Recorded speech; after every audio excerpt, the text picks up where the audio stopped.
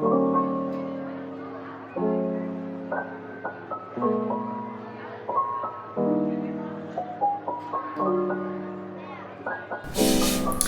what's up guys? Welcome back to another video. Today I'll be addressing, I guess, a pretty common question, and that is, how do you make your cards last longer? So, over the years, my cards have, lasted longer and longer as I started to pick up some of these practices and stuff. I remember initially when I first started, a deck of cards, I'd use like the same deck every day, all day, and it lasts me like 3 weeks, then turn into like a poop deck, then I move on to the next deck. And obviously that's not very sustainable. So I'll be sharing with you my top 7 ways to make your cards last longer. Obviously there's not like one single holy grail of cards, if you will. So it's just the little things you do, but all of these add together can make a big difference. Like I've been using this deck for like 9 months now, I've been using it a lot. And if you look at the cards themselves, they're really not clumped that much. They spread pretty evenly. They still fan great, feel great, clean corners, and all that. So without further ado, let's get right into the video. I'm so used to saying tutorial. Let's get right into the video. So number 1 is washing your hands, obviously. I really can't stress this enough, that even if you think your hands are clean or whatever, just take the little bit of extra time to wash your hands, and in the long run it'll make a big difference. Because your hands might not necessarily have that much dirt or whatever on them, but over time, like if you add just a little bit every time you pick up your deck of cards, pretty soon the sides won't be white anymore. They'll get that kind of like weird discoloration, and the deck starts to clump up just because of the dirt and the oil and stuff on it. So washing your hands actually goes a really long way. If your hands are dry and you don't like washing your hands too much because of that, I've tried putting lotion on my hands like right before I go to bed, and then when I wake up washing my hands again. So overnight my hands get moisturized, and then I can still wash the lotion off and not get that on the cards, because obviously that would be bad. Okay, so I brought the camera just a little bit closer so it doesn't feel like I'm shouting across the room. And for number 2. So for number 2, this is more, I guess you can't do this all the time, but when you're at home practicing, I like to practice over something soft for 2 big reasons. The first one being, it's easy to pick up cards because we all drop cards. So practicing over a bed, a table with a blanket on it. I don't know if can you see that? Yeah, so table with a blanket on it, a close-up pad, carpet, whatever you got. Firstly, yeah, it's easy to pick up. Secondly, is when you drop your cards, especially in packets, the corners tend to dent in. And as you know, that messes up the cards in a lot of ways, makes furrows hard, and really over time takes a toll on the cards. So practicing over a soft surface, you can't do it all the time, but when you can, I think it really makes life a lot easier. And even if you drop your cards, there's really no harm done to the cards. Number 3 is where you store your cards. Now, when it comes to cards, I really don't think it matters too much. So you don't have to have like, lab conditions or anything, but a generally cool, dry place if possible. Like I keep mine, in a drawer in my room where the AC is normally on, so it's dry. It's not out in direct sunlight, in a display or something, so it's cool. Mostly because humidity will cause the cards to swell, sometimes pick up a click, and it'll just do weird stuff. Maybe not to the finish, but the cards themselves won't slide together as easily. So yeah, just watch out for that. Also, if you have a nice deck, I really wouldn't recommend carrying it in your pocket. I know it's hard. Like I normally carry a deck in my front left pocket, but if I have a nice deck of verts or some Cardistry cards, I'll just put those in my backpack.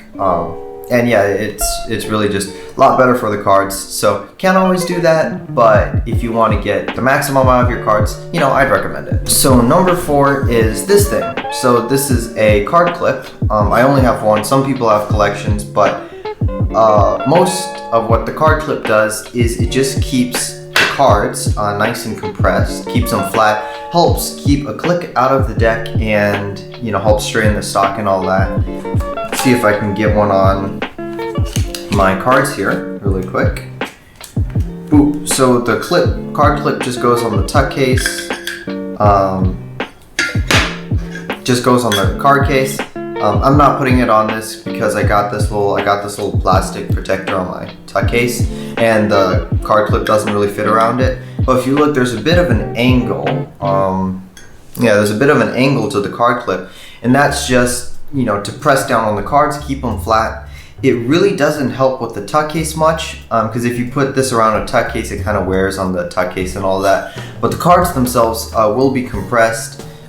And they'll come out feeling a bit fresher, and it really helps getting a click out of a deck of cards especially if you don't have anything fancy like a card press or anything, which I don't have. So card clip works fine for me. Also, depending on your card clip, it might just look cool having a bit of metal or whatever decorative around your card, so it could also be used as an accessory. I don't know, but just a cool thing to have. Now for number 5.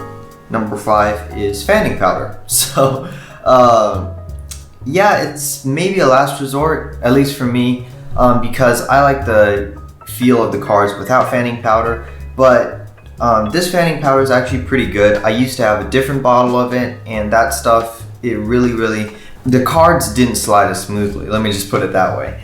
But this fanning powder actually works really well. I'm using the one by, if I can get to focus. I'm using the one by Murphy's Magic. Not sponsored, but yeah, so it really helps extend the lifetime of a deck of cards. I can take practically any deck of cards, even if the finish and the cards don't even stick together. Apply some fanning powder, and they feel great. Again, it's not going to feel exactly brand new, but it really does do a whole lot. And I've even applied fanning powder multiple times. Like, I'd apply fanning powder to a deck, I'd use it a long time until it gets clumpy, then apply some more fanning powder. If the card stock is good, of course. I do know some people like the feel of fanning powder and the type of control it gives to the cards. So they'll actually take brand new decks of cards and apply fanning powder on it. I'm not that extreme, but if that's you, go for it. So I'll just say look for the right type of fanning powder. It actually does make a big difference, as I learned. Okay, so in case some of you don't know how to apply fanning powder onto a deck, it's okay, I got you. Just give me a sec to bring the camera down. First off, grab your deck of cards. Can be an older deck of cards, one that you want to powder up, fix up a bit. And then get your fanning powder ready. Again, most fanning powders out there should be okay. Just get it from a bigger brand. So what you do is, that's good. All right, so what you do is you take first open up your fanning powder so it's open so that you won't have to try to do that with one hand later. And then what you do next is, okay, with that clear, all right, is do a quick faro shuffle. And I like to do bloom. Some people like to press and then do sort of a bloom thing that way.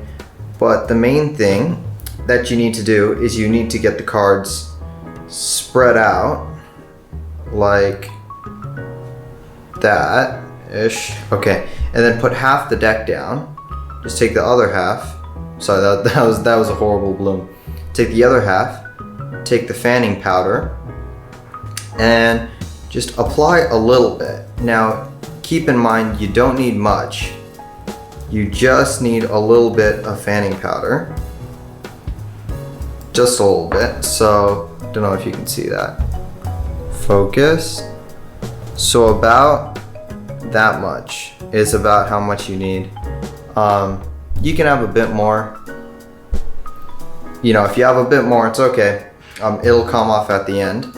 And then what you do is you close it back up like that, press it in, right?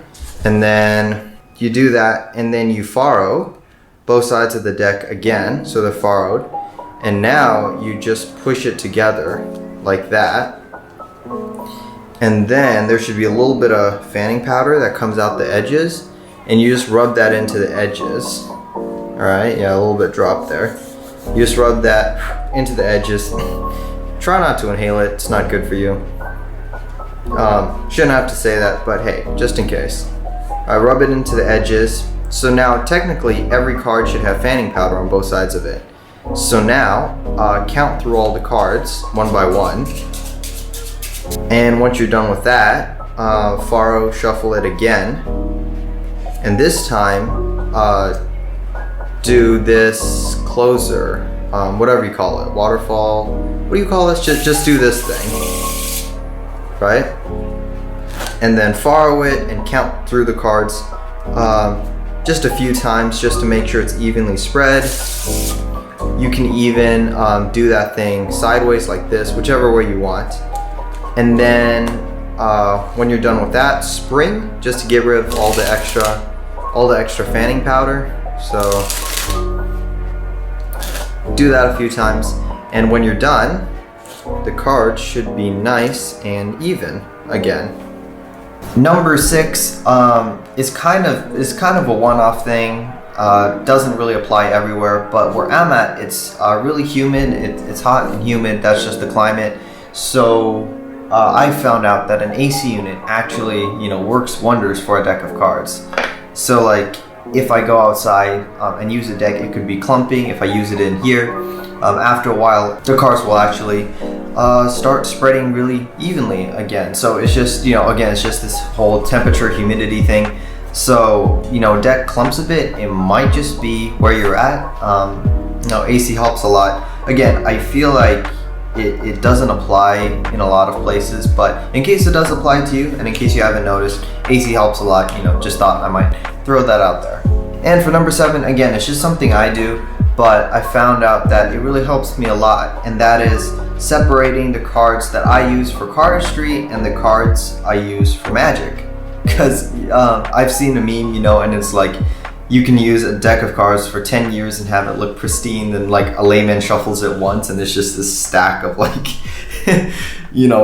paper. It gets all like clumpy and gross. And to some extent it's actually true that if you go out and perform Magic with a deck of cards, especially if you ask the audience to shuffle it, if you have cards selected, whatever you do, if it's out of your hands or you're in a restaurant setting and your hand's not the cleanest, that deck of cards will actually clump up and not be super great, very quickly.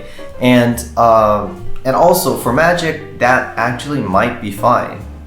There's not that much, maybe I'm just not that advanced in my sleights, but at the moment, all the Magic and stuff I can do, if the deck's a little clumpy or whatever, it really doesn't make that much of a difference. Whereas in cardistry, you really need the deck to be nice, especially if you're doing fans. For packet cuts and stuff, it's fine, but for fans and all that, you need a certain degree of newness to the deck of cards.